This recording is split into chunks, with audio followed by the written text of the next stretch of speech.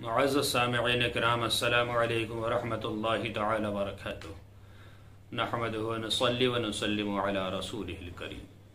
سائل نے سوال کیا ہے کہ اگر کسی کے پاس 3-4 بیٹے ہوں اور وہ کماتے بھی ہوں اور باپ بھی کماتے ہوں اور بیٹے کما کر سب باپ کو ہی دیتے ہوں، تو کیا صرف ایک قربانی سے کام چل جائے گا یا سب بیٹوں کو علیحدہ علیحدہ قربانی کرنی پڑے گی؟ دیکھیے حضرات، اس مسئلے میں 2 صورتیں بنتی ہیں۔ نمبر 1، اگر بیٹے باپ کے بالکل ماتحت ہیں، جتنا کماتے ہیں سب لا کر باپ کو دیتے ہیں، تو یہ بیٹے باپ کے معاون ہوئے اور قربانی صرف باپ پر ہی لازم ہوگی، اس لیے کہ سب چیزوں کا مالک وہی ہے۔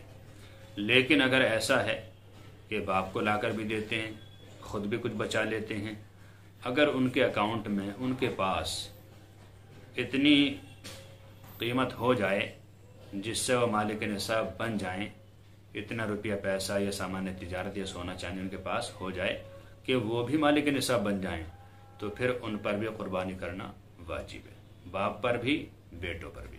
اگر ایسا ہے کہ سب کچھ لا کر باپ کو ہی دیتے، ان کے پاس کچھ نہیں ہے، تو پھر باپ پر ہی قربانی کرنا واجب ہے، بیٹوں پر قربانی واجب نہیں ہے۔